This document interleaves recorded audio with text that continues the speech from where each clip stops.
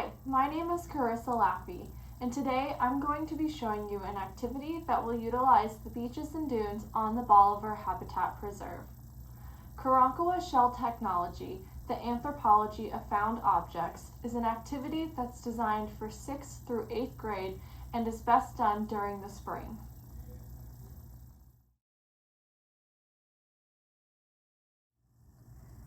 Here is an example of what your finished product could look like.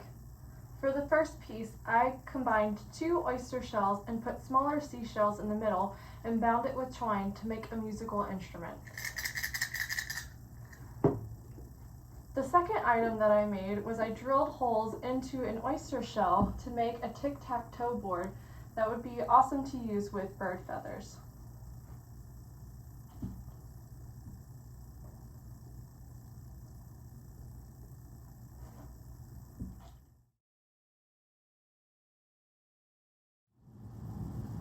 For Karankawa Shell Technology, the anthropology of found objects, you will need a variety of shells collected from Bolivar's beach and dune areas, sandpaper, all in hand drills, driftwood, and a vivid imagination.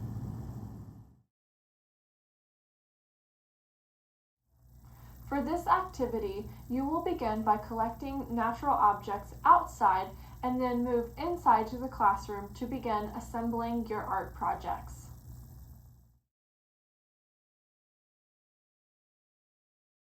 In November of 1528, when a violent storm cast Alvar de Vaca and his crew ashore on the Texas coast close to Bolivar Peninsula, little was known of the native coastal inhabitants.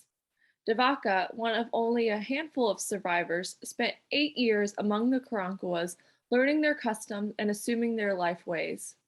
He later published a detailed account of his life among these coastal people when he returned to Spain in 1542. Here are a few of his entries. The natives are naked, large, and well-formed. They only use bows and arrows for weapons.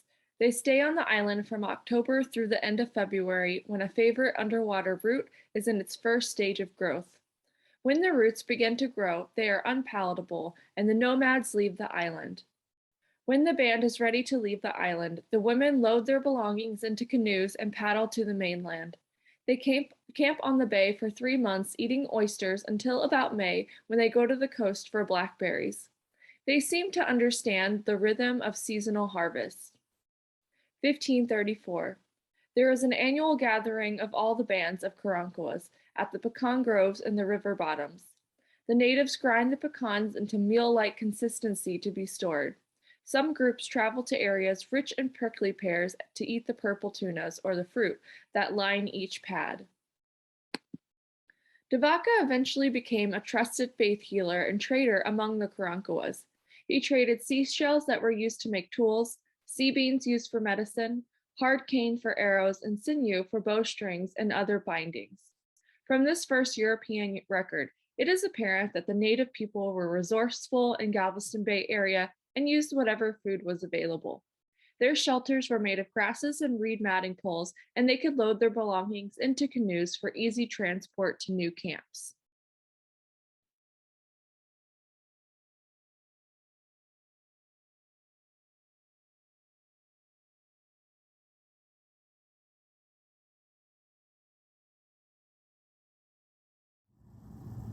Your task is to visit the beach and dune areas of Bolivar Habitat Preserve when larger shells are available. The winter months are the best time for successful beachcombing of larger specimens.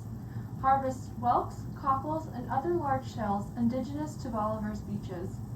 Take a close look at these shells and imagine how they might make tools and vessels. The Karankawas did much the same activity as they gathered shells for eating utensils, awls, arrows, drills, needles, decorative items, and possibly even buttons.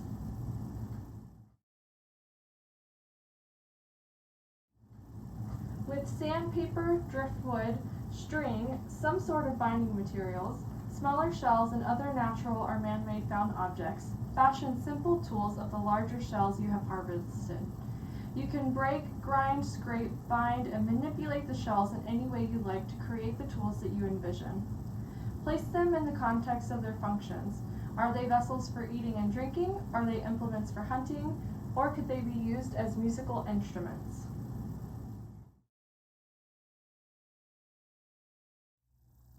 In this open-ended activity, students are free to be inventors and handcraft items that are from their imagination.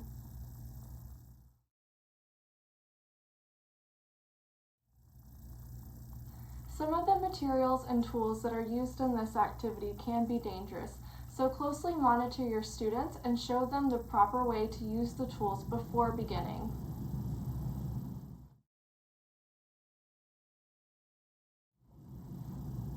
Shell technology is an activity that's suitable for all ages. However, if you are doing this activity with younger students, try crafting your materials without the use of hand drills.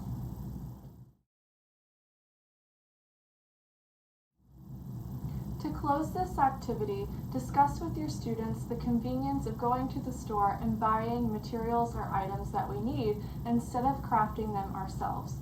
Lead a discussion about consumerism and mass production versus handcrafting.